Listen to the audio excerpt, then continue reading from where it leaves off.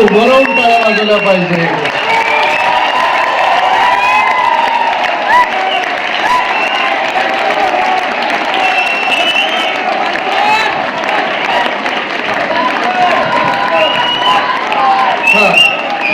मी मुलांचं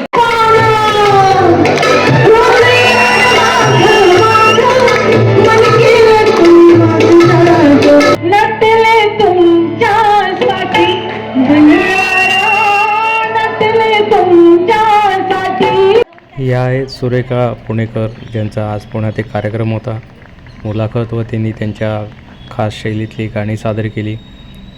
सर्वांनी भरभरून प्रतिसाद दिला. अनेक आठवणींना उजाळा मिळाला. लहानपणीचे कष्ट, संघर्ष याची सगळी कहाणी आपल्यासमोर.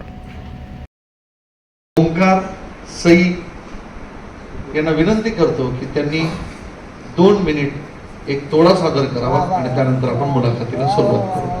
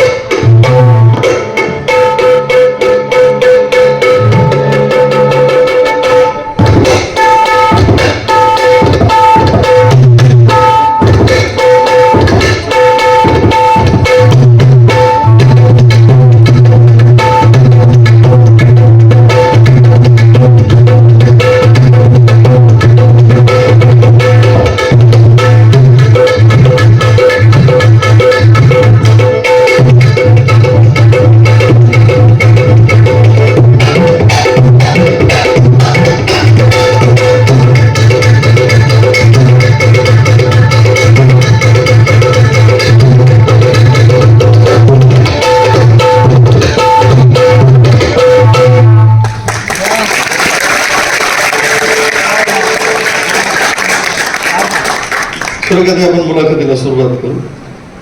मला सर्वप्रथम तुम्ही सांगा की तुम्ही मूळता पुण्याच्याच का, किंवा तुमचं बालपण किंवा तुम्ही तुमच्या जीवनाची सुरुवात आणि तुमचं बालपण आणि त्यामध्ये लावणी किंवा तमाशाचा असलेला सहभाग याविषयी पहिले आम्हाला सांगा. तर खरं पाहिलं तर माझे आईवडील आणि माझे आजी आजोबा म्हणजे माझ्या आईचे आईवडील हे कलाकार होते, तमासगीर होते. आणि माझे वडील सुद्धा तमासगीर होते. ते पुणा स्टेशनचे हमाल होते. माझे आईवडील हे गावोगावी तमाशाचे कार्यक्रम करायचे आणि आजी आजोबा सुद्धा. यांचं राहणं लकडीपूर, ज्या ठिकाणी आता ते दवाखाना आहे बघा, पुणा हॉस्पिटल. पुणा हॉस्पिटलच्या जागेवरती त्यांच्या झोपड्या होत्या.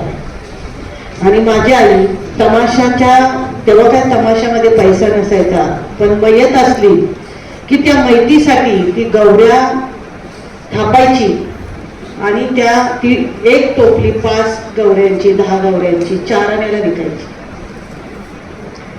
अशा पद्धतीने पूर आला. पुरात मी नव्हती, माझी मोठी बहीण होती. पूर आल्यानंतर यांना स्वारगेटला घरं मिळाली आणि माझा जन्म हा ससूनचा आहे. 5 बहिणी आणि 1 भाऊ. म्हणजे तुम्ही 5 बहिणी 1 भाऊ. हा, तसे 9 होतो पण 4 गेल्या.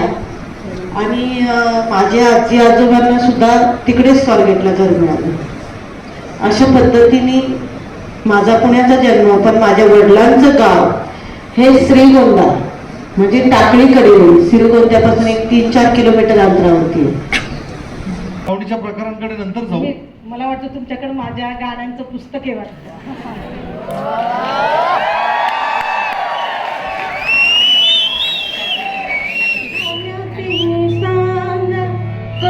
शिंगार वाट पाहते मी किनार साजन माझा झाल्याचे साजा करून शिंगार वाट पाहते मी किनार साजन माझा.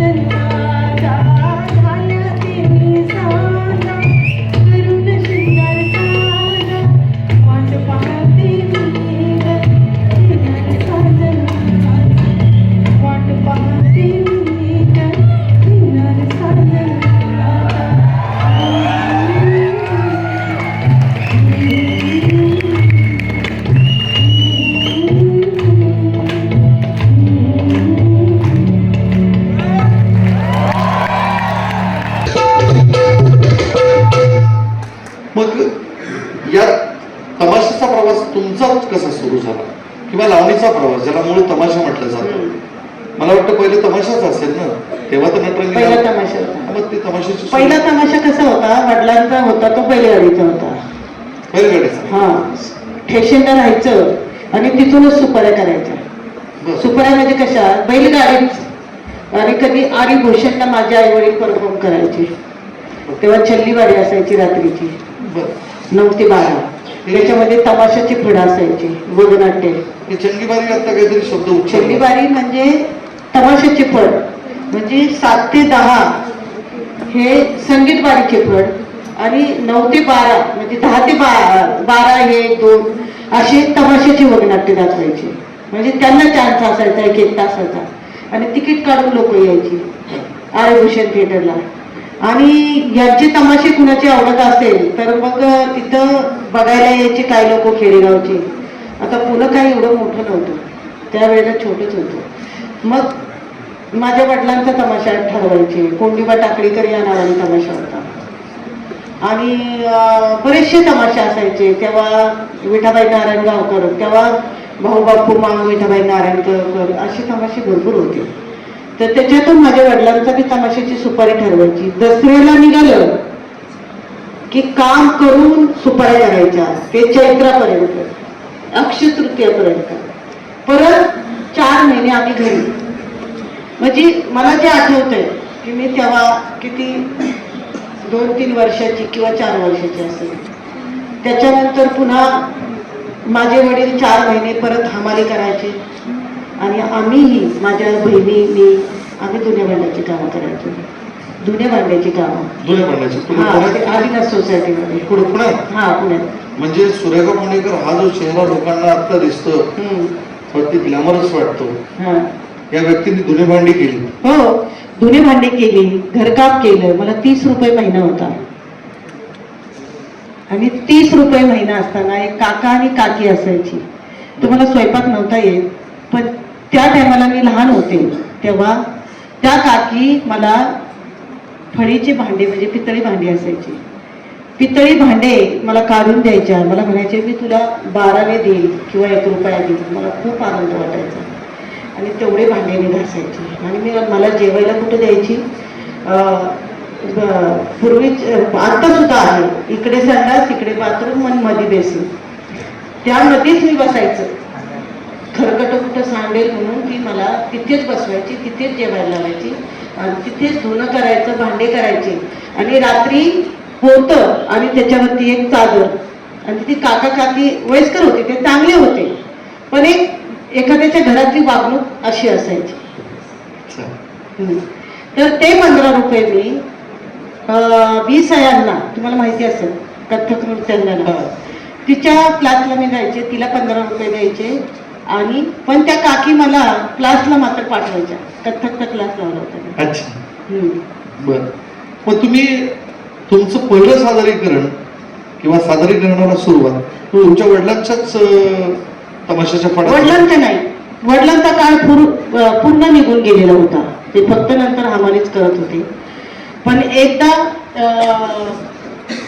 दुसऱ्यांचा तमाशा होता, बोराडे म्हणून त्यांचा तमाशा होता, तो बैलगाडीचाच होता. तर त्या पाईट पाळू म्हणून गाव होतं, त्या गावामध्ये मला माझ्या मोठ्या बहिणीने मेकअप केला, नऊवारी साडी घातली, आणि तिथं माझे वडील मला बघायला आले की माझी मुलगी काय करते. पण यात्रा जत्रा सगळ्या कार्यक्रमांना असं व्हायचं की माझे वडील कधी कधी आमच्या सोबत असायचे. ते काय, सरपंच पाटील काय म्हणायचे, कोंडीबा तुझी पोरगी खूप नाव कमवू, पिक्चर मध्ये जाईल, खूप खूप चांगलं, फक्त हिला शिक्षण शिकव. तर माझे वडील खूप आनंदी व्हायचे. त्या दिवशी मी नऊवारी साडी घातली, मी सादरीकरण केलं होतं. ते गाणं मी तुम्हाला ऐकवते. तेच कुठल्या गाण्यावर तुम्ही सादरीकरण केलं? त्या गाण्यावर प्रीतीचं जुळ जुळ पाणी, वाराची मंजूळ गाणी, रोमांच सर्वांग गेले निनाहूनी, रोमांच सर्वांग गेले मी राहून प्रीतीत जुळ जुळ पाणी.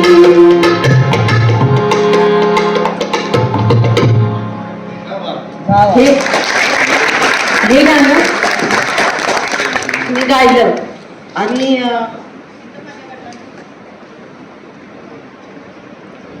तिथं माझ्या वडिलांनी मला बघितलं. माझे वडील खूप रडले की ते आनंद अश्रू होते की माझ्या कलेचं, माझ्या कष्टाचं श्रेय मला मिळतंय. आणि माझ्या आई वडिलांनी, पूर्वीचा काळ कसा होता की स्टेजवरती दिवसा स्टेज नीट करायचा, माती टाकायची, दगडी लावायची, पाणी टाकायचं आणि चावडीतलं राहणं असायचं तमाशावाल्यांचं. आणि प्रत्येक घरचं जेवण, एका टोपल्यात भाकरी, एका टोपल्यात सगळ्या घरची कालवणं, असं खाणं. म्हणजे तमाशातल्या कलाकारांसाठी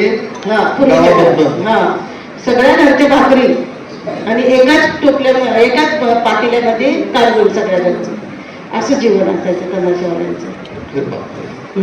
हे तुमच्यासारख्या कलावंतामुळं ही अशी कला पुढे आली.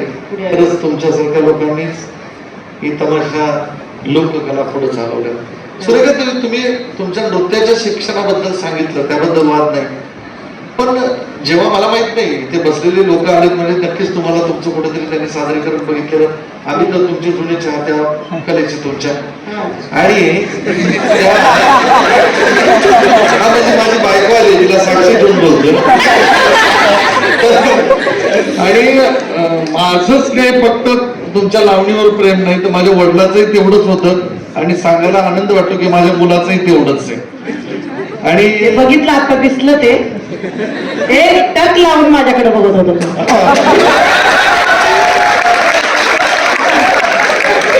मग या त्याच्यासाठी मला वाटतं विचार काय तुमचा व्हायला पाहिजे. होईल का?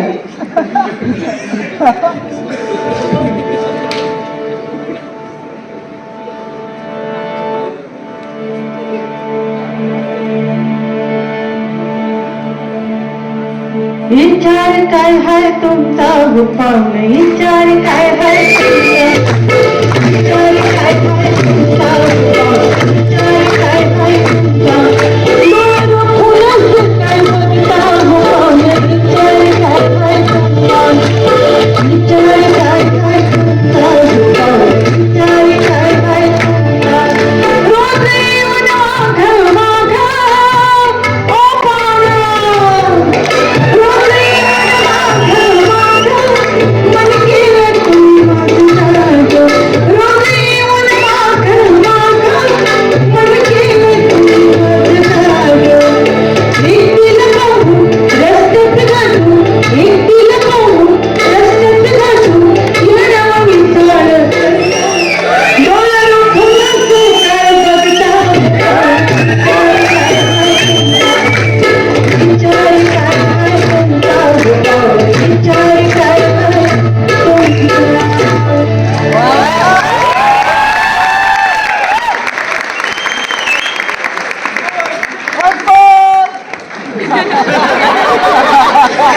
मुलाखत पुढे व्हिडिओ काढत होतो त्यांचा आधा बघितलं नाही मला एकदम. सुरेखाताई, तुमच्या कार्यक्रमात असंच व्हायचं, प्रेक्षक काय लोकांना पूर्ण कार्यक्रम बघूच द्यायचे नाही. आम्ही कधीतरी एक लावणी बघायला यायचो आणि असे प्रेक्षक 3-3दा वन्स मोर. आणि तुमचं काय बघतात येत नाही.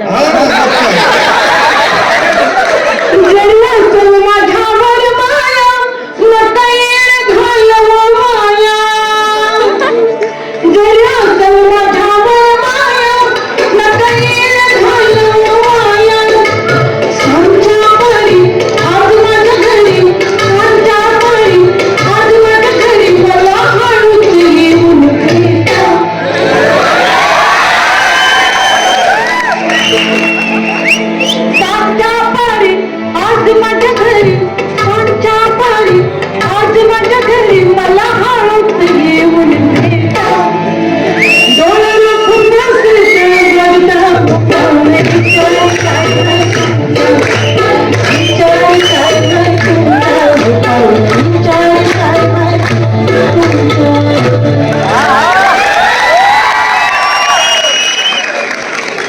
सुरेखाताई, आज जी लावणी गाजतीये, जी मुलं बघतायत, या मुलांना एक गोष्ट मला सांगणं फार आवश्यक आहे की या लावणीमध्ये आज रंगमंचावर जी लावणी सादर होते, ती लावणी करत असताना, त्या लावणीमध्ये बदल करत असताना या लावणी कलावंतांचं अख्खं जीवन खर्ची पडले. आज सुरेखा पुणेकरांची जी लावणी आपण रंगमंचावर बघतो, मला त्यांना माहिती आहे, माझा लावणीमध्ये प्रचंड अभ्यास आहे, त्यांना माहिती.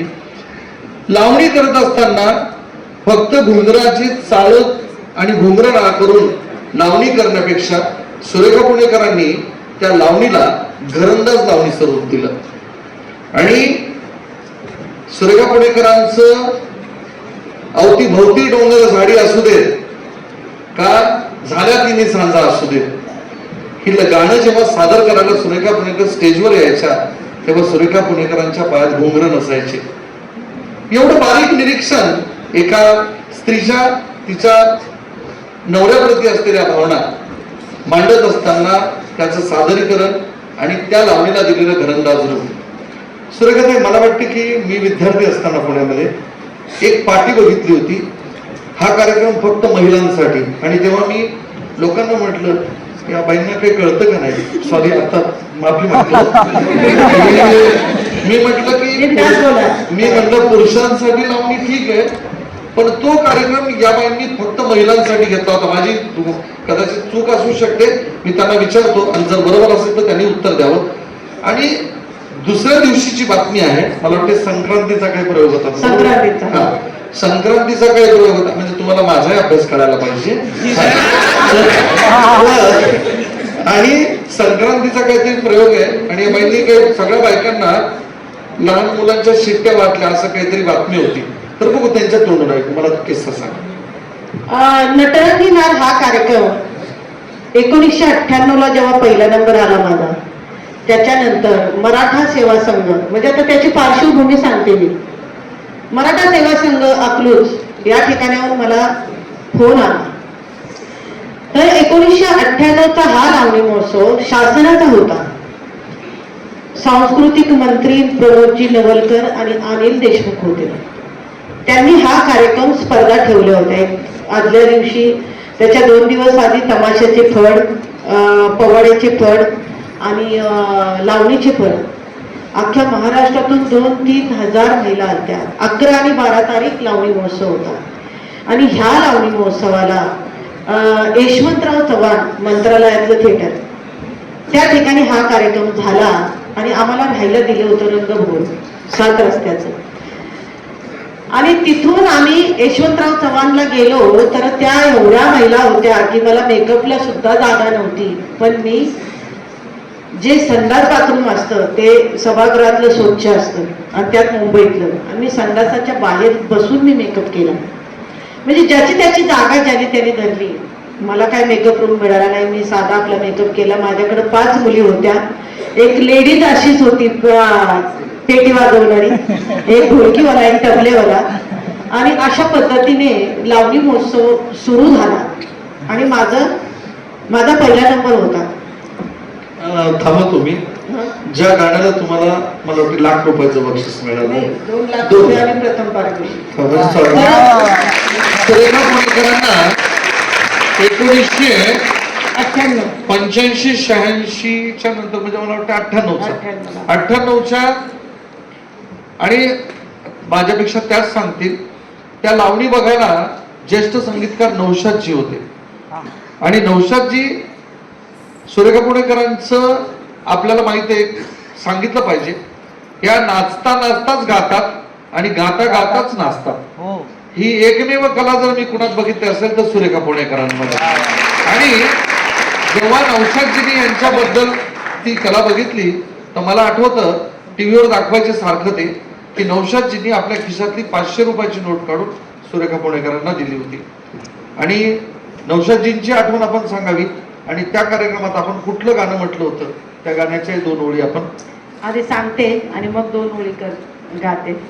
तर पहिल्या दिवशी मी या रावजी बसा भाऊजी केली होती. आणि या रावजी बसा भाऊजी लावणी अशी केली, मी गुडघ्यावरती फिरले, केसाचा अंगोडा पडेपर्यंत मी नाचले, गायले.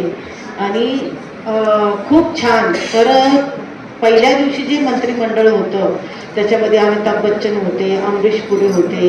अमरीश पुरी म्हटले मोग्या को खुश हुआ. अशा प्रकारे माझी पहिल्या दिवशीची लावणी या रावजी बसा भाऊजी झाली आणि भरपूर लावण्या झाल्या. त्यातली एक भारी लावणी झाली असेल तर ही. आणि मंत्रिमंडळाने आणि सगळ्या इंडस्ट्रीतल्या लोकांनी सांगितलं की आम्हाला तोच कार्यक्रम दुसऱ्या दिवशी पण बघायचा आहे. सांस्कृतिक मंत्र्यांना फोनवर फोन की वो कार्यक्रम हमको देखना है. दुसऱ्या दिवशी मी पिकल्या पानाचं देणगी सादर केल्यानंतर तेव्हा बी माझा आंबाडा पडला, मी केस कसे उडवले, मी डोळा कसा मारला, तो बघून डावा डोळा झाकला. याच्यामध्ये जरी मी डोळा मारला तरी लोक बोलताना काय म्हणत होते की त्या डोळा मारण्यात सुद्धा खानदारीपणा. आणि तो आणि असं करत नौशादजी त्या पिकल्या पानाचा देणगी हिरवाला स्टेजवरती आले आणि माईक घेतला माझ्या हातातनं. मला म्हटले तुम्हारे कला को सलाम है. आणि ते स्वतः भाषण करायला लागले. ये लड़की नाचती भी है, गाती भी है और अदाकारी भी करती है. इन 3 गुणों का संगम मैंने मेरे जिंदगी में पहली बार देखा. आणि सरांनी सांगितल्याप्रमाणे त्यांनी मला 500 रुपये दिले. अजूनही त्या 500 रुपयाची मी देवासारखी दर दिवाळीला पूजा करते. आणि ती लावणी महोत्सवात नेसलेली साडी 2 साड्या होत्या, पहिल्या दिवसाची एक दुसऱ्या दिवसाची. त्यानंतर मी त्या नेसले नाही, मी त्या पूजेतच ठेवलेल्या आहे, धुवून घेऊन ड्रायक्लिंग करून. आपल्या प्रेक्षकांकडून मिळालेली दाद आणि आपल्या गुरुकडून मिळालेला आशीर्वाद फार महत्वाचा. मला वाटतं की त्यातलं तुम्ही सांगितलंय, पण कुठलं गाणं म्हटलं ज्याला तुम्हाला 2 पहिल्या दिवशी या रावजी, दुसऱ्या दिवशी पिकल्या पानाचा. मग दोन्ही म्हणायला लागतील.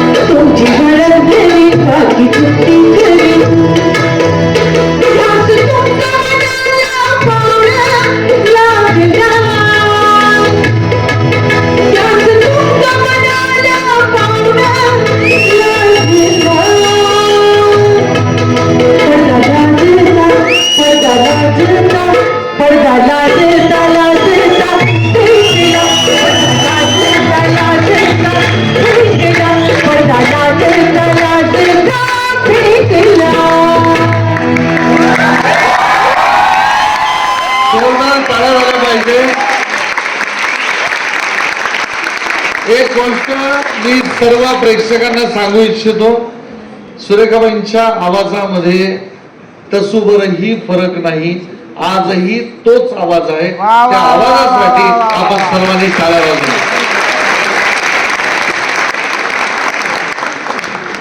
आता दुसऱ्या दिवशीचं गाणं आता मी जरा बोलते आणि दुसऱ्या दिवशीचं गाणं घेते. आता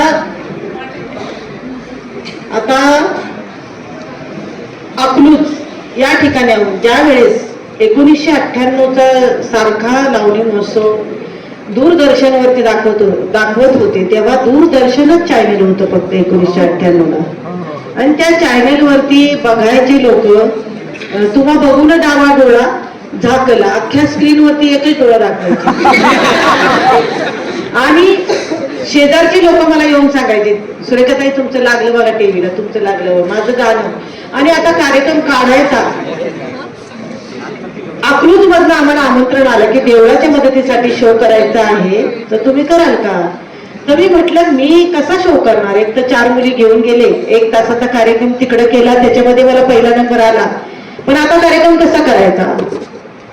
तर मग मीच युक्ती साधली की बाबा हा कार्यक्रम कसा करायचा, नाट्यपूर्ण मांडणीचा कार्यक्रम असा करायचा, 15 लावण्या आधी आणि 15 लावण्या इंटरव्ह्यू नंतर, असा 3 तासाचा कार्यक्रम आपल्याला करायचा. आणि त्याच्यामध्ये थोडी थोडी आपली निवेदकाची बतावणी किंवा काय लोककला काय दाखवायची असेल ते दाखवायची. अशा पद्धतीने आम्ही 15 दिवस रिहर्सल केली आणि त्या गावामध्ये अकलूजमध्ये आम्ही कार्यक्रम सादर केला मराठा सेवा संघाचा. आणि त्या कार्यक्रमामध्ये देवळाच्या मदतीसाठी त्यांना 1,35,000 बुकिंग झालं. आणि आम्हाला ठरवलं होतं किती, 25,000 आम्हाला मिळाले. त्यानंतर पण आता हा कार्यक्रम कुठल्या नावाने करायचा, म्हणजे आता ह्या कार्यक्रमाच्या आधीची गोष्ट सांगते मी, माझं राहून गेलं. हा कार्यक्रम कसा करायचा, कुठल्या नावाने करायचा, तर सूरश्री प्रोडक्शन याचं सेन्सॉर काढलं. म्हणजे पूर्वी कसं असायचं की सेन्सॉर आपण काय करणार आहोत ते आपण रजिस्टर करून घ्यावं लागायचं. आणि नंतर मग ती गाणे बिणे सगळे पाठवले. आता कसा कार्यक्रमाचं नाव काय ठेवायचं, तर एक चित्रलेखा आणि लोकप्रभा ह्याच्यावरती माझ्यावरती वर्णन होतं. मी केस कसे उडवले, मी डोळा कसा मारला, मी भोवळ्या कशा उडवल्या, मी कशी नाचले, त्याच्यावरती पहिलं हेडिंग होतं चित्रलेखेवरती, नटरंगी नार उडवी लावणीचा बार. मग आभाळातनं पडल्यासारखं देवाने दिल्यासारखं देणं म्हणून नटरंगी नार उडवी लावणीचा बार हाच कार्यक्रमाचं नाव ठेवलं. मग हे कार्यक्रमाचं नाव ठेवल्यानंतर हा कार्यक्रम महाराष्ट्रामध्ये नव्हे तर परदेशामध्ये सुद्धा सुरेखा पुणेकर ही कलाकार कशी आहे ते केवळ नटरंगी नारने दाखवली. नटरंगी नार आणि सुरेखा पुणेकर हे एक समीकरण झालं. आणि समीकरण झाल्यानंतर ऑल महाराष्ट्रामध्ये हाऊसफुलचे बोर्ड घेतले. आणि ते कसे घेतले, जेव्हा 16,000 देखणीने नटरंगी नारला बुकिंग नव्हतं, ते डायरेक्ट 2001 पर्यंत संक्रांतीपर्यंत बुकिंग नव्हतं अजिबात. तर मला ओम नाट्यगंधाचे निर्माते मनोहर नरे आणि शहाजी काळे आणि माया जाधव यांनी सांगितलं की तुमची बैठकीची लावणी आणि माया जाधवांची खडी लावणी असा मिळून आपण 16,000 देखणी हा कार्यक्रम करू. तर मला ठीक आहे. तर त्यांनी मला पेमेंट, माझे 4 लोक वाद्यकार आणि मला 9,000 रुपये पेमेंट ठरलं. आणि तो कार्यक्रम सुरू झाल्यानंतर अख्ख्या महाराष्ट्रामध्ये त्याला हाऊसफुलचे बोर्ड लागले. आणि ओम नाट्यगंधाच्या निर्मात्यांनी सतत पत्रकार परिषद घेतली. आणि सतत पत्रकार परिषद त्यावेळेला सगळी एक जिल्ह्यामध्ये जर पेपरला आलं तर तेच कात्रण ऑल महाराष्ट्रामध्ये फिरायचं. सकाळी 11चा कार्यक्रम असला तर आदल्या दिवशी 11 वाजता तो हाऊसफुल असायचा. लगेच बोर्डाला हार चढायचा हाऊसफुल झालेला. असे दिवसातून 3 प्रयोग असायचे. एक 3चा असायचा, एक 11चा असायचा, एक 7चा असायचा. मग रात्री नाही, शिवाजी मंदिरला भरपूर प्रयोग केले. अशा पद्धतीने नटरंगी नाचचा एक कार्यक्रम, मी म्हणलं 16,000 देखलेला तर हाऊसफुलचा बोर्ड लागलेला आहे. मग आपले नटरंगी नाचचं कसं आमचं ठरलं होतं, यौन नाट्यगंधाचे निर्माते आणि मी, की मुंबई, नाशिक आणि कोल्हापूर त्यांनी करायचं. मी मराठवाडा, नटरंगी नाचने मराठवाडा आणि पुणे असे प्रयोग करायचे. तर एक दिवस संक्रांतीचा, आणि मला खरं सांगायचं म्हणजे संक्रांत मला लकी आहे, खरंच लकी आहे. आणि एक दिवस असा आला की मी म्हटलं महिलांसाठी मला कार्यक्रम करायचा. त्या महिलांच्या कार्यक्रमाला तिळगुळ घेऊन एक पोरगी मेकअप करून नऊवारी साडी घालून तिळगुळ हातात द्यायची. महिलांनी तिकीट काढलं की तिच्या हातात तिळगुळ, एक गजरा आणि दुसरी मुलगी लगेच शिट्टी द्यायची की गेली बाई आतमध्ये. म्हणजे लहान मुलांची ती शिट्टी वाजवायची? नाही, लहान मुलांची नाही, चांगली मोठी शिट्टी होती. आणि असं करत हाऊसफुल प्रयोग झाला. 100 रुपये तिकीट महिलांसाठी, वरचं बी फुल झालं, खाली पण फुल झालं. त्यामध्ये झाल्या तिन्ही सांगायला माझी एंट्री मधून महिलांमधून. आणि पुन्हा इंटरव्हेल मध्ये त्या गाण्यामध्ये सुद्धा मी तिळगुळ महिलांना वाटले माझ्या स्वतःच्या हाताने. आणि अजूनही महिलांचा प्रयोग असला तर माझी एंट्री महिलांमधूनच असते. आता कुठलं तुम्ही सांगा? दुसऱ्याचं का आधी जे बक्षीस मिळाल्याचं दुसरं गाणं राहिले? पिकल्या पानाचं. हा, आणि पिकल्या पाण्याशिवाय कार्यक्रमच होऊ शकत नाही. दरबार जुना हंड्या झुंबर नवा मधान रातीला लावा अत्तर दिवा अंग अंग मी रंग खेळते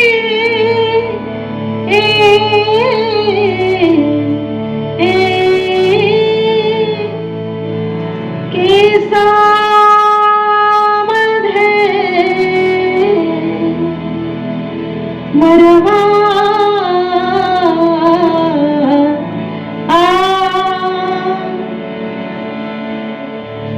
पिकल्या पानाचा, आहो पिकल्या पानाचा देठकी हो हिरवा, पिकल्या पानाचा देठकी हो हिरवा, पिकल्या पानाचा देठकी हो हिरवा.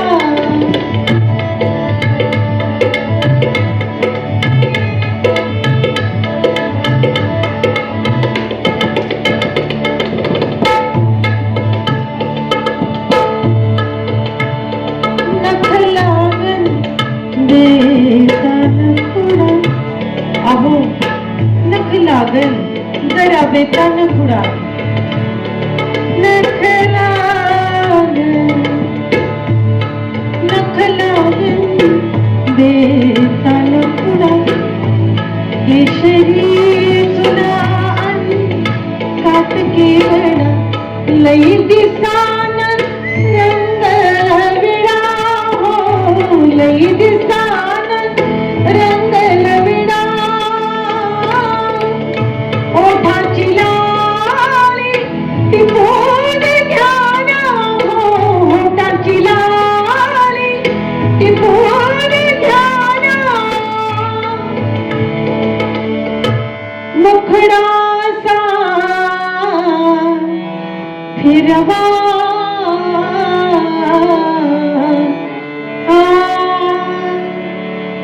पिकल्या पानाचा. By the way, listen everybody. पिकल्या पानाचा देठकी हो हिरवा, पिकल्या पानाचा देठकी हो हिरवा, पिकल्या पानाचा देठकी हो हिरवा.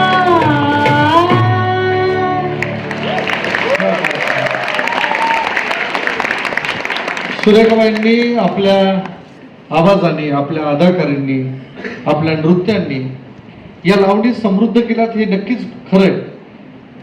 पण सुरेखाताई, तमाशा कलावंतांचं किंवा लावणी कलावंतांचं जीवन हे अतिशय खडतर असतं आणि अतिशय खडतर प्रवासातून तुम्ही उभा राहिला.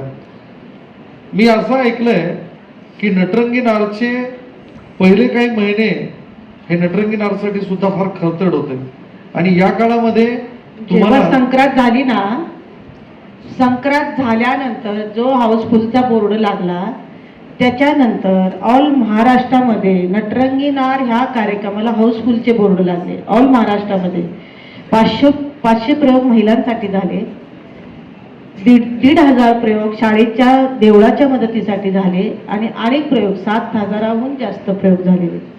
आणि 2006 साली 7,000चा आकडा लागला होता. त्याच्यानंतर अनेक झालेले आहेत, त्याचं तर सांगू शकत नाही. मग मी निर्णय घेतला की 16,000 देखणी करायचंच नाही. कारण का, 16,000 देखणी हे दुसऱ्याचं प्रोडक्शन होतं आणि माझं प्रोडक्शन म्हणून नटरंगी नार मला पूर्ण पैसे हातात येत होते. माझं कुटुंब दुबळं होतं. त्याच्यामुळं मी 16,000 देखणीला रामराम केला की मी सांगितलं तर मला जवळजवळ 3 वर्ष मुंबई बंद होती, मला येऊ देत नव्हते मुंबईमध्ये. पण नंतर मी हळूहळू शिरकावा केला की नटरंगी नार हा कार्यक्रम मुंबईमध्ये मी घेऊनच गेले. बाहेरचे प्रयोग करायचे पण थिएटर देत नव्हते, थिएटरला मला बंदी आणली होती.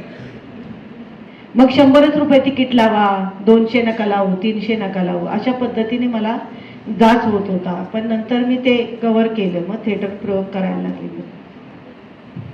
तुमच्या एकंदर प्रवासामध्ये कुठंतरी मी वाचले किंवा ऐकले, ऑर्केस्ट्रामध्ये तुमच्याकडनं हिंदी गाणी सुद्धा गायला जायची. तर तुमचं गाजलेलं गाणं एक दुजे के लिए मधलं, मला वाटतं की ते गाणं आमच्या मुलांनी ऐकलं. एक दुजे के मधलं सुरेखाताई म्हणतील या माणसाला माहिती जास्त आहे, मुलाखत घेणं म्हणजे काय. पण त्यांना मी सांगितलंय की या व्यासपीठावर, या ॲम्फी थिएटरच्या रंगमंचावर आजपर्यंत जे कलावंत आले ते पुढच्या वेळेस येताना आहे त्यापेक्षा कितीतरी पटीने मोठे झाले. आता सुरेखा पोरेकर हे नाव तर सगळ्या जगाला माहिती आहे, पण ते नाव अजून समृद्ध व्हावं यासाठी या रंगमंचावरून खऱ्या अर्थानं तुम्हाला शुभेच्छा द्यायला आम्ही बोलवलंय. तर मला असं वाटतं की ते तुमच्या आवाजातनं एक हिंदी गाणं आणि ऑर्केस्ट्रातच तुम्ही म्हणत होता सख्या रे, ही 2 गाणी एक ओळ. तर पहिल्यांदा हिंदी गाणं तुमचं आणि नंतर मग आपण न्यूयॉर्कच्या प्रवासाकडे जाऊ तुमच्या.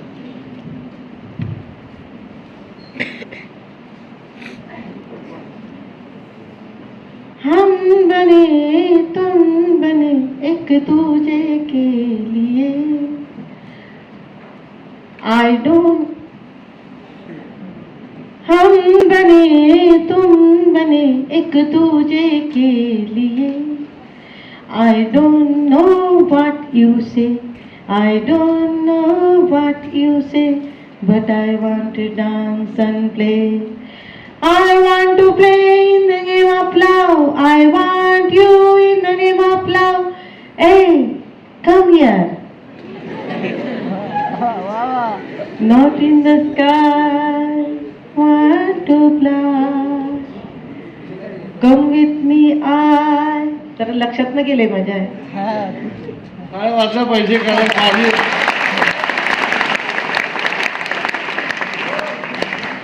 डायरी पण नाही आता जवळ.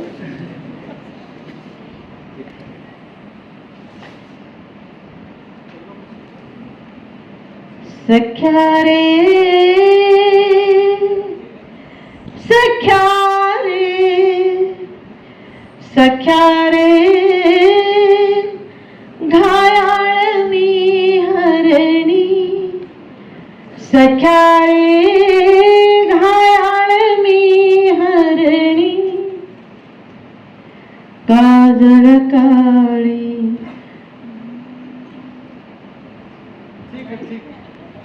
चालतं. थँक्यू धन्यवाद. सुरेखाताई, तुम्ही जे भारतामध्ये भरपूर ठिकाणी तुमचे प्रयोग झाले, महाराष्ट्रातच नव्हे तर महाराष्ट्राबाहेरही प्रयोग झाले. आणि एक दिवस अचानक कुठेतरी बातमी झळकती की नटरंगी नार न्यूयॉर्कच्या दिशेने, अमेरिकेच्या दिशेने. मग हा अमेरिकेचा प्रवास जेव्हा भारतातून होत होता तेव्हा त्यातल्या काही आठवणी, अडचणी? खूप मोठा विषय आहे तो, सांगते मी.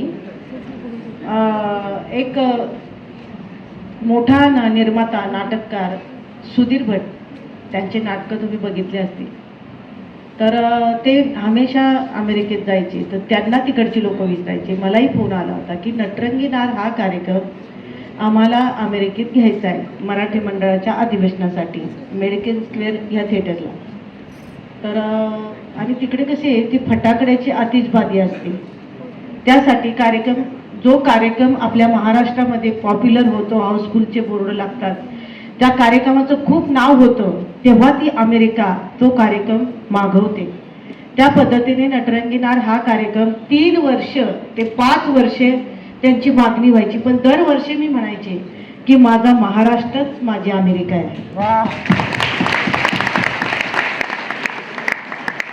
अशा पद्धतीने 2003 साली मी त्यांना होकार दिला. आणि सुधीर भटांनी काय केलं, म्हणे सुरेखा आपण एक काम करू, मुंबईची लावणी आणि अमेरिकेची पावणी. तर मी म्हटलं तसं नाही, हे बघा म्हटलं माझ्या वाडवडिलांनी जे कष्ट केले त्याचं श्रेय मला मिळाले. आणि नटरंगी नार हा कार्यक्रम म्हणजे एक इतिहास आहे की लोकप्रभा, चित्रलेखा ह्याच्यामधनं माझं वर्णन छापून आलं, म्हणून मी हे कार्यक्रमाचं नाव ठेवलेलं आहे. आणि हे मला देवाची देणगी आहे. नटरंगी नार कार्यक्रम हा असेल तरच मी अमेरिकेला येऊ शकते. तुम्हाला मागणी काय आहे नटरंगी नार या कार्यक्रमाची, मग अमेरिकेची, मुंबईची लावणी आणि अमेरिकेची पाहुणी का करता? नाही तर मग तुम्ही जावा, माझी काय हरकत नाही, मला जेव्हा ती बोलवतील त्यावेळेस मी जाईल. अशा पद्धतीने मग ते म्हटले नाही, मग आपण असं करू, नटरंगी नार, न्यूयॉर्क नटरंगी नार असं कार्यक्रमाचं पुन्हा नाव ठेवलं. आणि मग आम्ही अमेरिकेच्या दिशेने गेलो. जुलै 2003 जुलैच्या 30 तारखेला आलो. जुलै, ऑगस्ट आणि सप्टेंबरला आम्ही माघारी आलो. शिकागो, न्यूयॉर्क अशा ठिकाणी ते कार्यक्रम झाले. पण जात्या वेळी ज्यावेळेस मी कॉन्सुलेटमध्ये गेले, आम्ही सर्व कलाकार 30-35 कलावंत होतो, आम्ही कॉन्सुलेटमध्ये विजा घेण्यासाठी गेलो होतो. तुमचा तो विजाचा किस्सा फार फेमस आहे. आणि मी विदाऊट मेकअप, शांततेत ऐका, म्हणजे मेकअप नाही, काय नाही, आपली सावारी साधी साडी घातलेली. आणि मला कसं आहे की मला साधं नटायला आवडतं. कार्यक्रमाच्या ठिकाणी आपण मेकअप करतो, बांगड्या घालतो, भरपूर काही मेकअप करतो, मग मला साधं नटायला आवडतं. तर मी साधीच गेले होते कॉन्सुलेटमध्ये. तर त्या माणसाने मला ओळखलंच नाही. मला काय म्हटले, वो जो सुरेखा पुणेकर है ना, शिवाजी मंदिर में हमने सामने बैठ के देखा है, वो कैसी है, कितनी खूबसूरत है, और आप कैसी दिख रही हो, आप सुरेखा पुणेकर बोल रही हो. मला त्याने हाकलून दिलं. मग हाकलून दिल्यानंतर मी त्या सुधीरला काय म्हटलं, अरे सुधीर, मला त्या माणसाने हाकलून दिलं. तो म्हणतो तुम्ही सुरेखा पुणेकर नाहीच आहे. मग त्याला घेऊन आतमध्ये गेले. आतमध्ये गेल्यानंतर तुम क्या बोल, तो काय म्हटला, तो जरा गमदड्या होता. तो काय म्हटला, इनको आप पहचानते नहीं आप. तर त्यांनी स्वतः शिवाजी मंदिरला कार्यक्रम बघितला होता पुढे बसून. शिवाजी मंदिर, दादर, मुंबईतले सगळे थिएटर आणि सगळ्यात हाय क्लास म्हणजे चित्रपटातले मोठमोठे नटलोक आणि एक पांढरपेशा वर्गामधले मोठमोठे गाजलेले लोक ते समोर बसून कार्यक्रम माझं बघून गेलेले आहेत. माझी अदाकारी कशी असते काय ते सर्व.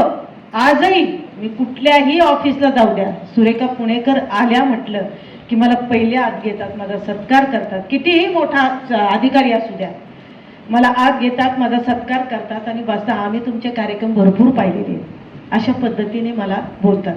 तर राहिला तो विषय. मग सुधीर काय म्हटला की तुमको यार आवजी सुनना है क्या, ये आप बोलते हैं ना, ये सुरेखा पुणेकर नहीं है. मग मी ते गाणं सुरू केलं. तो माझ्या तोंडाकडेच बघत बसला. तुम इतने सादे हो, तुम इतने ये है, मुझे लगा कि आप बहुत मेकअप करके आएंगे.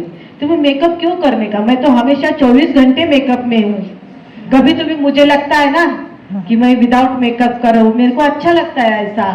मैं 2 दिन में से 4-4 5-5 शो करती हूँ तो दिन भर मेरे मुंह पे मेकअप रहता है, इसीलिए मैं आज सोजवळ अच्छी बन के आ गई तो तुम पहचान रहे नहीं मेरे को। म्हणजे तुम्हाला विसा सुद्धा या रावजी बसा भाऊजींनी दिला दिला.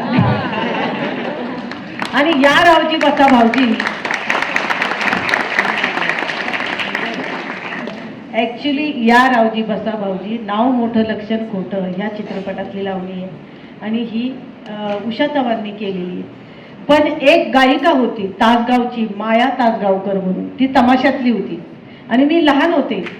ती सकाळची जी हजेरी असते ना तमाशाची त्याच्यामध्ये ती गायची या रावजी बसा भाऊची आणि मी ते हळूच ऐकायचे आणि मला खूप आवडायचं की मला असं वाटायचं की मी कधी मोठी बहीण हे गाणं मी कधी सादरीकरण करत.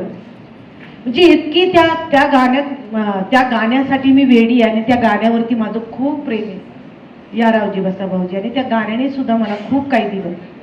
अशा पद्धतीने माझं मुलींनो माझं शिक्षण नाही आहे, हे विशेष आहे. विशेष म्हणजे माझं मी शाळेची पायरी चढली नाही. ज्या वेळेस मी अमेरिकेला जाताना माझ्या आईला म्हणत होते, मी भांडत होते, तू मला शाळेत का टाकलं नाही. त्यावेळेला एक ससून मधला माणूस आहे, काय त्याचं नाव ग, हरगुडे म्हणून, तो सर्व्हिसला आहे. मी त्याला सांगितलं दादा ते माझ्या ओळखीचे आहेत, त्यांना मी म्हटलं माझा दाखला मिळेल का हो. तो म्हणला मिळेल ना. तर मिळाला आणि त्या दाखल्यावरती माझा पासपोर्ट काढला आणि मग मी अमेरिकेला गेले. पण मला सगळ्या मुलांना आणि मुलींना सांगायचंय की मी जर अजून शिकले असते तर याच्याही पेक्षा जास्त कर्तृत्व करून दाखवलं असतं. पण आज माझी परिस्थिती आहे, कुठेतरी कसं तरी कुठल्याही क्षेत्रात गेले तर थोडंसं का होईना शिक्षणामुळे मला अपमानित व्हावं लागतं. तसं तुम्ही करू नका मुलांनो. तुम्हाला तुमच्या आईवडिलांनी चांगलं व्यासपीठ दिले, चांगल्या शाळा दिलात आणि चांगलं कर्तृत्व करायला दिलेले, तर तुम्ही माझ्याही पेक्षा, मी 7 समुद्र पलीकडे गेले पण तुम्ही 15 समुद्र पलीकडे नाही आहे, पण तेवढं करून दाखवा. अजिबात तुम्हाला जे क्षेत्र आवडते कितीही हाल होऊ द्या, आपली परीक्षा बघणारा तो असतो. पण एक ना एक दिवस आपल्या परीक्षेला, आपल्या कष्टाला न्याय हा मिळतोच आणि तो न्याय आपल्याला घ्यायचाच असतो. म्हणून शिका. आणि मी जशी, मला माझे खूप मोठे स्वप्न होते. ज्या वेळेला माझ्या आईने शाळेत नाही टाकलं ना, तर मी तिला, ती आता नाहीये पण मरेपर्यंत तिच्या संगती मी भांडत होते, अगं तू सगळ्यांना शाळेत टाकलं, तू मला का नाही टाकलं. मी तुझी एवढी हौस, मी तिची सगळ्या हौस पुरवली. पण फक्त मी म्हणायचे मला शाळेत टाकायचं होतं, पण माझ्या नशिबात नव्हतं, मी सोडून दिलं. पण तुमच्या नशिबात आहे, ते सगळं तुम्ही घ्या आणि असे होऊन दाखवा की तुमच्याकडं लोकांनी अशी वर मान करून बघितलं पाहिजे. क्या बात. तुमचे शब्द नक्कीच आमच्या विद्यार्थ्यांसाठी, आमच्या सर्वांसाठी इन्स्पायरिंग असतील. सुरेखाताई, या प्रवासात पुढे जात असताना एक गोष्ट खूप विशेष आहे जी मुलांना मला सांगायची किंवा तुम्हाला तुमच्यासमोर चर्चा करायची. काही तुमच्या कार्यक्रमामध्ये गाणी आहेत, ती गाणी लावण्या नाही, ती चित्रपटातली गीत आहेत. पण झालं असं, ती गाणी तुमच्या कार्यक्रमामधून लोकांमध्ये पोहोचली. सगळ्यात महत्वाचं म्हणजे झाल्या तिन्ही सांजा, त्याच्यानंतर नटले तुमच्यासाठी आणि अजून अशी 2-3 गाणी आहेत, मी सांगेन तुम्हाला. आणि पण सगळ्यात ज्या गाण्याने कहर केला तो म्हणजे झाल्या तिन्ही सांजा. आणि मला असं वाटतं की ते गाणं स्टँड माईक लावायला लवकर. आता त्या गाण्याची पार्श्वभूमी मी सांगते. स्टँड माईक लावायला लवकर, स्टँड माईक लावायला लवकर. हो एक गाणं तो चालेल. जोशी मग त्याच्या आधी पार्श्वभूमी सांगा, मग स्टँड माईक. टेबल काढा, टेबल. ह्या गाण्याची पार्श्वभूमी अशी आहे की मी एक चित्रपट बघायला गेले होते, मला वाटतं याला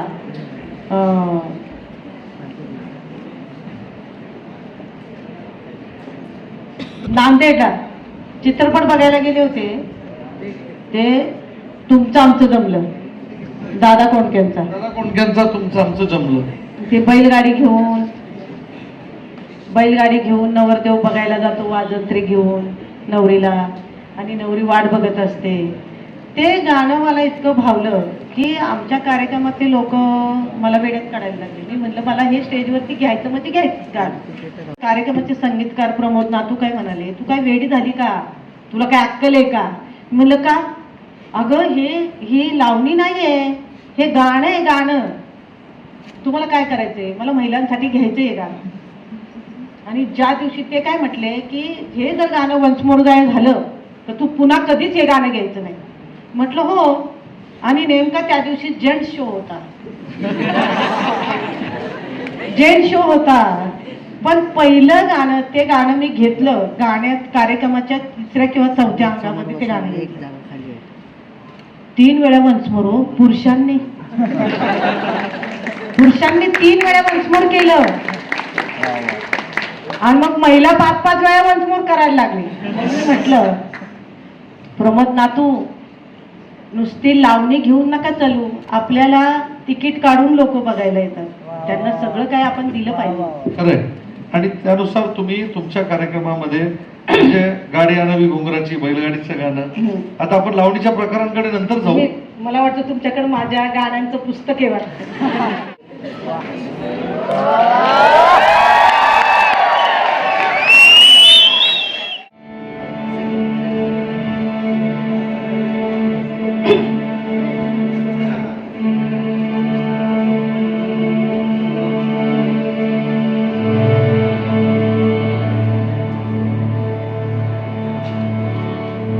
झाल्यातील सांग करून शिंगार साजा, वाट पाहते मी ग किनार साजल माझा. झाल्यातील सांग करून शिंगार साजा, वाट पाहते मी ग किनार साजल माझा.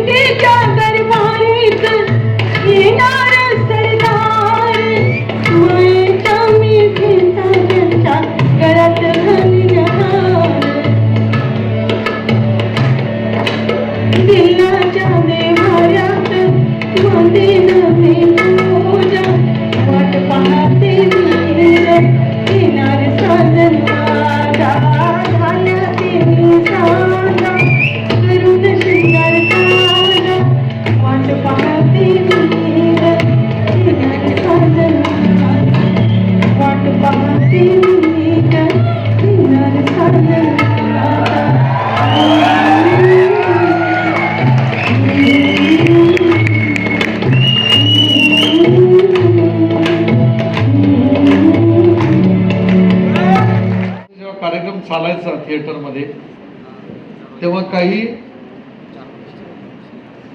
वरच्या कलावंतांपेक्षा खालच्या कलावंतांना सांभाळायला पोलीस ठेवायला लागायचे आणि त्यांना विंगेतून यायला लागायचं की किती सुंदर अदाकारी चालली. मी ऐकलेले आहे स्वतः. अशा सुरेखा पुणेकर आपल्याला मंत्रमुग्ध करतायत. सुरेखा पुणेकरांनी असं कुठलंच गाणं नाही, मी त्यांना मागे एकदा भेटल्यावर म्हटलं होतं की सुरेखाताई असं तुम्ही सगळं तुम्ही आत्मसात केलंय, पिक्चर मध्ये केलंय.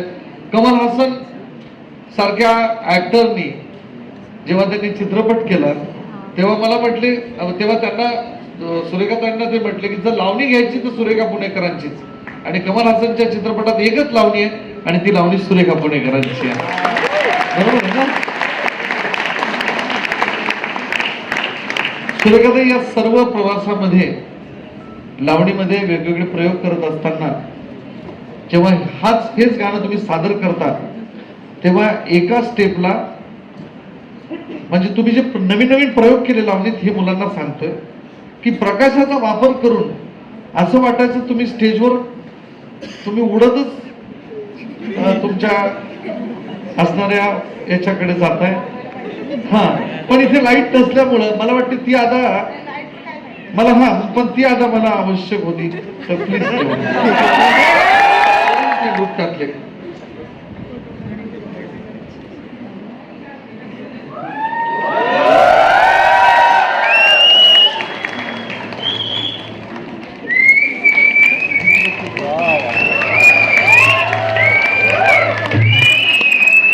शिवाजी महाराजांच्या पोवाडा फार सुंदर म्हणतात, तर त्यांची सुरुवात तरी आपण तुमच्याकडनं आहे.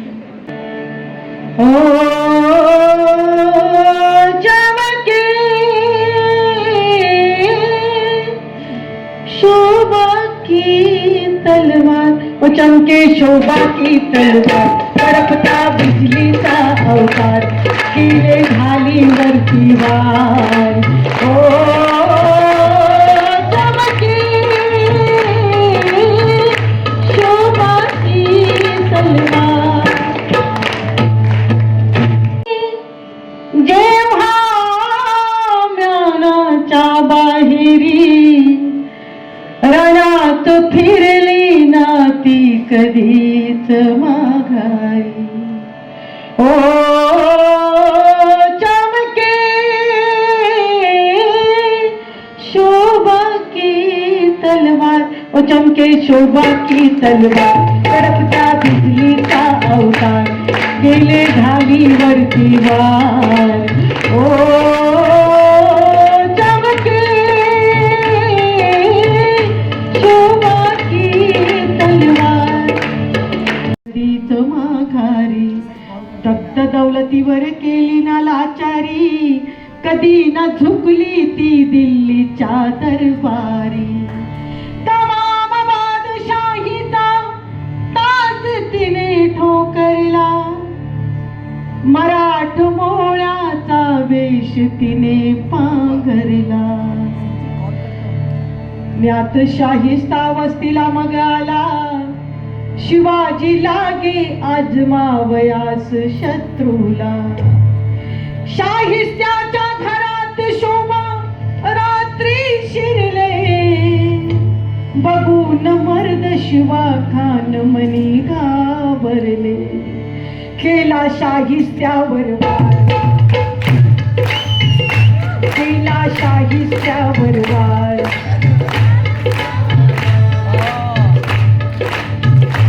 केला शाहिस्त्यावर वार. त्याची तुटली बोटे चार, त्याची तुटली बोटे चार.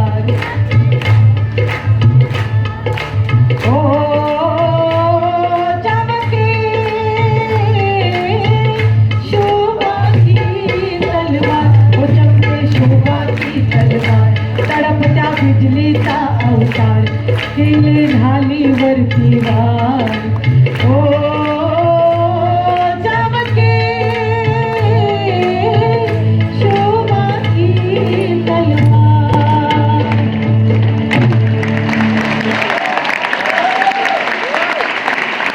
याच्यामध्ये भरपूर कोरस आहे आणि त्याच्यामध्ये भाषण आहे, भरपूर काही म्हणजे त्याच्यामध्ये व्हरायटीज आहे. त्याच्यामुळं दिलगिरी व्यक्त करते, थोडस सादरीकरण केले. प्रश्न जरा गंभीर आहे की तुमच्यासारख्या जाणकार लोककलावंतालाच हा प्रश्न मी विचारू शकतो की सुलोचनाबाईंनी आणि तुमच्यासारख्या कलावंतांनी ही लावणी अतिशय पवित्र आणि झाकून ठेवली, पण आता कुठेतरी लावणी अपभ्रंशित झाल्यासारखी वाटत नाही. कधी कधी मला वाटतं की सुरेखा पुणेकरांच्या कार्यक्रमामध्ये बैठकीच्या आणि पारंपरिक लावण्या सादर करणं बंद तर होणार नाही आताच्या या लोकांच्या या चॉईसमुळं. मला या विषयावर तुमचं मत पाहिजे आणि परखड मत हवंय मला. आता कसं झालंय माहितीये का, पांढरपेशा वर्ग जो म्हणतो, म्हणजे आज या ठिकाणी आज शिकलेली मुलं आहेत, पांढरपेशा वर्ग हा अजूनही बैठकीची लावणी, खडी लावणी ही बघते आणि चॉईस करते की बाबा जुनी लावणी कशी होती आणि कशी आहे, त्या पद्धतीने अनेक माझ्यासारख्या लावणी सम्राज्ञी आहेत की त्या सोज्वळ लावणी आणि पांढरपेशा वर्गांसाठीच लावणी सादर करते. त्या अजूनही कार्यक्रम आहेत, माझे पण कार्यक्रम होत आहेत, अनेक लावणी सम्राज्ञींचे कार्यक्रम होत आहेत, पण ज्याचं सादरीकरण व्यवस्थित नाही आहे तो पांढरपेशा वर्ग डायरेक्ट म्हणतो की नाही, आम्हाला ही लावणी नाही बघायची. मला जर लावणीची व्याख्या करायची म्हटलं तर लावणीची व्याख्या काय सांगाल? लावणी एका ओळीत जर किंवा एका वाक्यात जर लावणी सांगायची असेल तर काय म्हणाल? लावणी म्हणजे काय? तुम्ही काय लावणी काय जगलात? लावणी म्हणजे हा एक शृंगार आहे भक्ती रसांचा. आपण म्हणतो लावणी भुलली अभंगाला, लावणी भुलली अभंगाला. लावणी, अभंग, कथ्थक, भरतनाट्यम ह्या सगळ्या जुळ्या बहिणी आहेत. पण आपण कलावंतांनी ह्या वेगळ्या वेगळ्या केलेल्या आहेत आणि केल्याच पाहिजे. आता शासन 1998 नंतर अनेक त्यांनी गायनाच्या स्पर्धा घेतल्या, तमाशाच्या स्पर्धा घेतल्या, तुम्हाला सांगते लावणीच्या स्पर्धा घेतल्या. कथ्थकाली लावणीची जुगलबंदी मुंबईमध्ये यशवंतराव चव्हाणला झालं होतं, तर लावणीने कथ्थकला हरवलं होतं. तेव्हापासून कथ्थक नाही तर कथ्थक हे खूपच म्हणजे असावं, खूपच म्हणजे पॉप्युलर. आणि लावणीला दिवस नव्हते, तर ज्यावेळेस लावणीने कथ्थकला हरवलं त्यावेळेस लावणी अशी वरती आली आणि पुन्हा आताच्या कलावंतांनी तिचं नामोनिशाण मिटवलं. लावणीचं नाटकाचे सुद्धा प्रयोग हाऊसफुल होत नव्हते, पण लावण्यांचे प्रयोग हाऊसफुल होत होते. म्हणून आत्ताच्या कलावंतांनी सादरीकरण चांगलं केलं पाहिजे, मार्गदर्शन घेतलं पाहिजे. आणि शासनाने सुद्धा सतत प्रत्येक सांस्कृतिक कलेचं म्हणजे लोककला असू द्या, चित्रपट असू द्या, सगळ्याचे महोत्सव व्हायला पाहिजे. असेल कुठे वेगळं नटले तुमच्यासाठी, नटले तुमच्यासाठी. आणि त्याच्यातलं जे कडवं आहे विड्यात सुपारी, ते तुमच्या एवढं सुंदर मला वाटत नाही कुणी म्हणू शकेल. तर ते कडवं विद्यार्थ्यांसाठी झालं नाही, पण खरंच छंद हा नाव काय नाव कार्यक्रमाचं नाव काय आहे? मुक्त छंद. मुक्त छंद ह्या कार्यक्रमाने आणि फर्ग्युसन कॉलेजने एक चांगला निवेदक आणि चांगला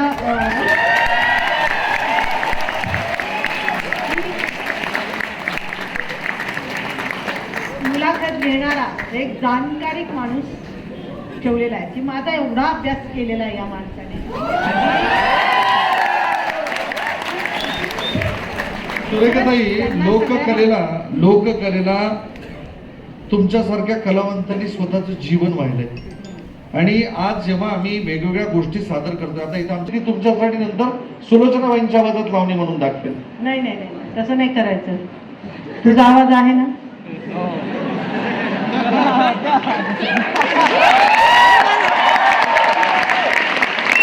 मला येते आता याच्यावर प्रत्येक स्टुडंटला आणि सगळ्यांना मी सांगते, तुझा स्वतःचा आवाज आहे ना, सुलोचनाबाईंच्या आवाजात तू नाही गायच. नाही, सुलोचनाबाईंच्या आवाजासारखा आवाज. पण उद्या माघार उद्या काय म्हणणार? तुझं नाव नाही घेणार कुणी. काय म्हणतील ते सुलोचनाबाईंच्या आवाजात गाती ना, त्या मुलीला बोलवा. तुझं नाव काय आहे? ईश्वरी. हा, ती ईश्वरी छान गाते असं म्हणलं पाहिजे सगळ्यांनी. म्हणतात तसंच आहे. आणि ज्युनियर जॉर्नी लिव्हर नकोय आणि ज्युनियर डुप्लिकेट नकोय. स्वतः मध्ये जाऊन मूल बाळांतीन बाई झाली आणि नंतर परत ती बाई स्टेजवर येऊन नाचली. ही लोककलावंतांची अतिशय असलेला त्रास हा समाजापुढे आणणार कोण? आणि यासाठी आमची मुलं मुक्त छंद करून तुमच्यासारखी लोक व्यासपीठावर आणतात. आणि सुरेखा पुणेकर यांना लोकांना त्यातला शृंगार रस, सौंदर्य आणि सादरीकरण दिसत जरी असलं, ते कानाला डोळ्याला जरी चांगलं दिसत असेल, तर त्यातून आपल्या मनाची जडणघडण व्हावी हा माझा मूळ उद्देश आहे. आणि सुरेखाताई, तुमचं मला वेळ न घालायचा, नटले तुमच्यासाठी हे गाणं झालंच पाहिजे. विचारलं सुरुवात काय, मी सांगतो. मनातल्या त्या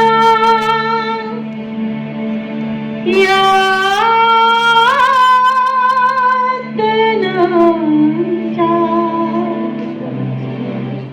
पुसुरी सारा खुणा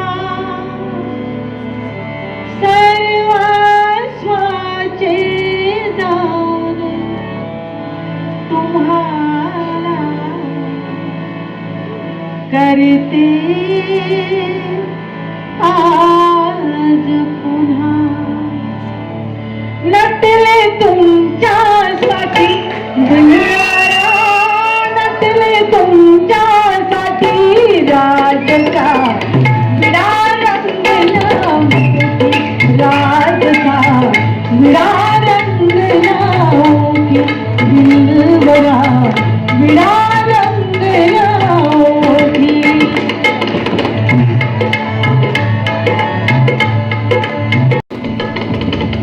विडात सुपारी कोल्हापूरची, विडात सुपारी सुपारी सुपारी सुपारी सुपारी, विडात सुपारी कोल्हापूरची, कात सोलापूरचा घातला, कात सोलापूरचा पानपुनेरी जुनाला विरा, बाईंनी साताऱ्याचा, ओ बाईंनी साताऱ्याचा. कष्टी तुमच्यासाठी घेतली, कष्टी तुमच्यासाठी राजचा विडा रंगला मोठी, राजचा विडा रंगला मोठी, दिलबरा विडा रंगला मोठी. गाणी आहेत, पण जेव्हा सुरेखाबाई कार्यक्रमांमध्ये सादर करतात तेव्हा असं वाटतं की ही मूळ इथे आहे. आणि त्यानंतर मी पांडव हवालदार पिक्चर बघितला, नंतर मला कळालं की ही चित्रपटात असे कितीतरी नवीन नवीन प्रयोग त्यांच्या कार्यक्रमामध्ये तुम्हाला दिसतील. आणि अशी लावणी सम्राज्ञी आपल्या समाजासमोर, ज्या बाईंनी तिच्या बालपणी 4 घरचं मागून ही कला जिवंत ठेवली, वेळ पडल्याच्या नंतर उपाशी झोपूनही त्या बाईंनी कला जिवंत ठेवली, वेळ पडल्याच्या नंतर लोकांच्या घरी धुली भांडी करून सुद्धा कला जिवंत ठेवली. आणि कितीही कर्ज बाजारी व्हायची वेळ आली तरी आपल्या जवळच्या कलावंतांना कधी त्यांनी उपाशी ठेवलं नाही. महत्वाची गोष्ट, यांचे 2 संगीतकार होते, मला वाटते प्रमोद नातू, कसगतच राहायचे. मला कलेची फार आवड असल्यामुळे मी प्रमोद नातूंना जाऊन भेटलो तर प्रमोद नातू म्हणायचे की मला खऱ्या अर्थानं संगीतकार जर कोणी केला असेल तर ते सुरेखाबाईंनी केलं. आणि त्यांचे एक निवेदक होते, त्यांचं आत्ता दुर्दैवी निधन झालं, बच्चू पांडे. आणि ते म्हणायचे, बाई आम्हाला सांगतात वेगवेगळे प्रयोग करा. तर एखाद्या आपल्या कुटुंबासारखं सर्वांना धरून चालणं आणि कला जिवंत ठेवणं, आपल्या मुक्त छंदचं सर्वात महत्वाचा मोटो हाच आहे की आपल्या विद्यार्थ्यांसमोर असे आदर्श ठेवणं. ज्यांनी समाजातून एक स्त्री असून, मला तुम्हाला एक प्रश्न विचारायचा आहे, तुम्हाला घरामध्ये घराचा कर्ता पुरुष म्हणून जगावं लागलं, हे खरं आहे का? अख्ख्या कुटुंबाचा कर्ता पुरुष. एक स्त्री घराचा कर्ता पुरुष म्हणून राहिली तर एका स्त्रीच्या पुरुषत्वासाठी टाळ्या झाल्याच पाहिजे.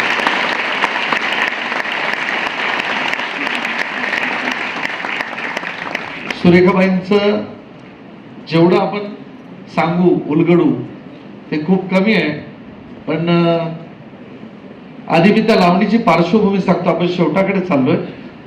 हा कार्यक्रम संपूच नाही असं वाटतं. मला वाटतं मुक्त छंदचा सर्वात हाऊसफुल गेलेला कार्यक्रम 12 कार्यक्रमांमधला हा आहे. म्हणजे असं नाही की मी मुलाखत घेतोय म्हणून लोक जमले.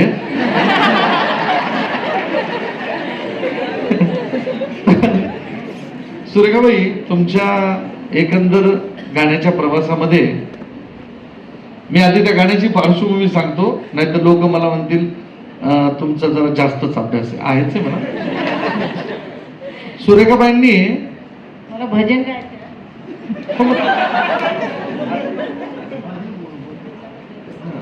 सुरेखाबाईंच्या याच्यात बरं बाबा, त्यांचं बरोबर आहे. कारण राम कदम म्हणायचे ना की लावणीचा ठेका हा ज्ञानोबा तुकाराम आहे, तुम्हाला कळत नाही तर मी काय करावं.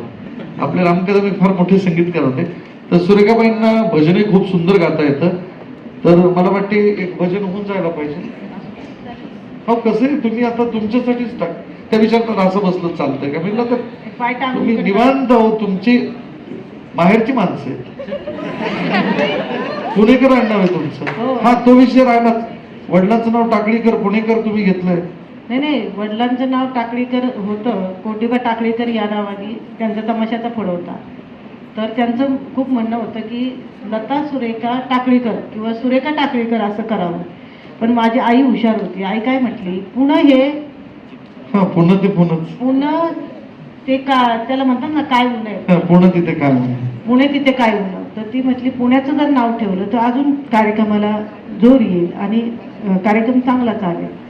गावाचं नाव मग गावकऱ्यांनी सांगितलं की सुरेखा कोंडिबा टाकळीकर यांची कन्या सुरेखा पुणेकर. माझं गाणं वाजवायला कुणीच पुढे सरकत वाजला पाहिजे.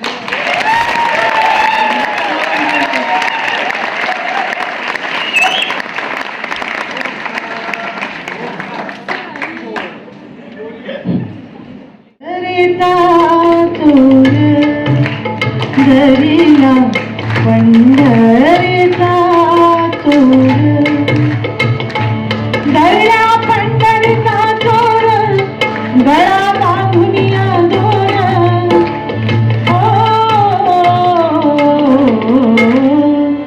दरीला पंढरीचा चोर, दरीला पंढरीचा चोर.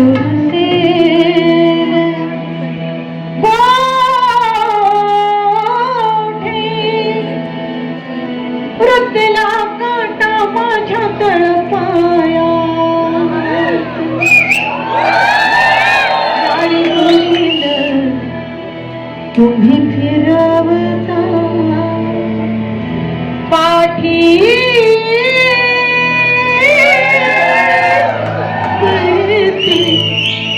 हात. याचा बोभाट होईल उद्या, मला लवकर घराकडे जाऊ द्या. अभो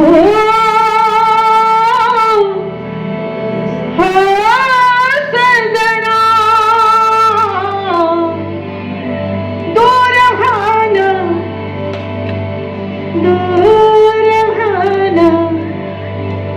जाऊ द्या, सोडा जाऊ द्या.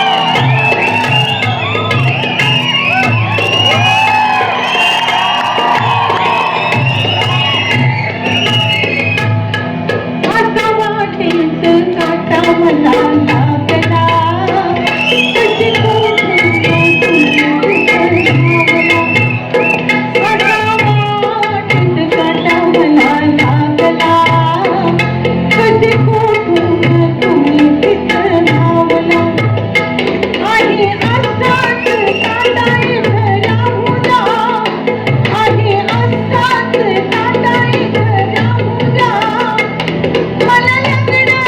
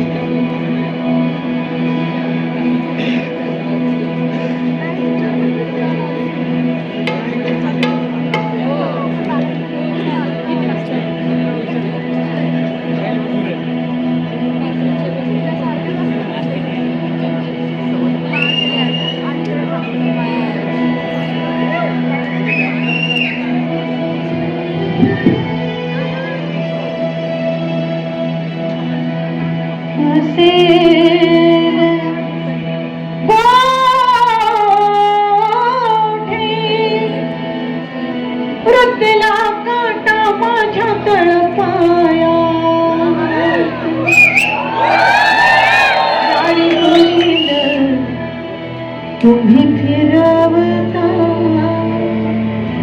पाठी करते हात याचा बोभाट होईल उद्या मला लवकर घराकडे जाऊ द्या अभो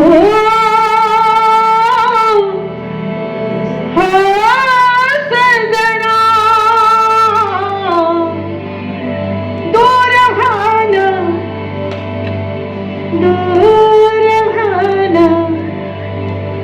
जाऊ द्या सोडा जाऊ द्या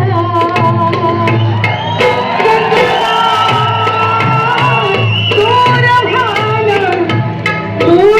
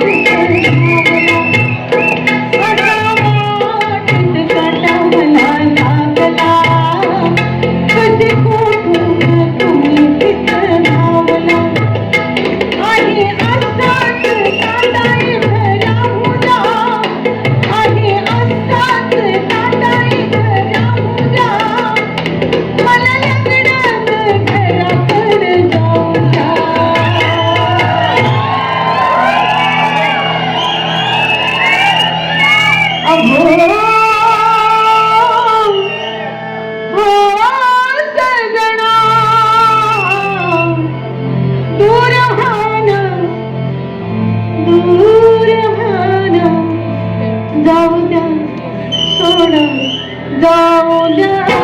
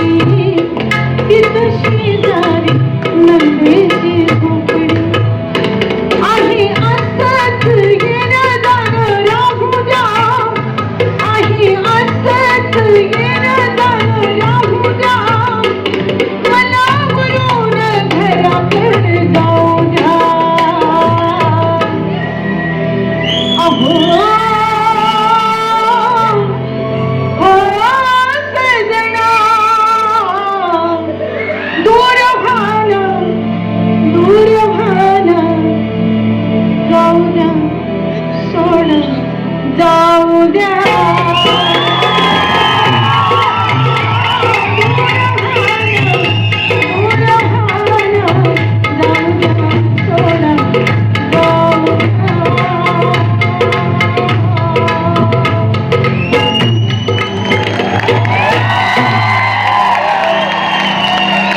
सर्वांनी त्यांच्यासाठी उभं राहून टाळ्या वाजवल्या पाहिजे.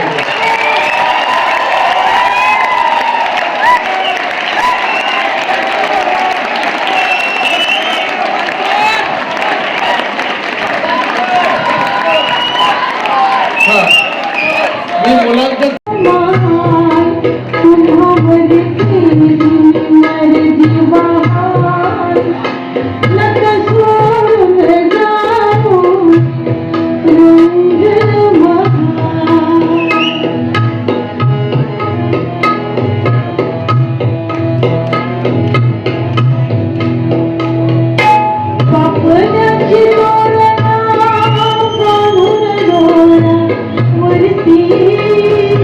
पापनाची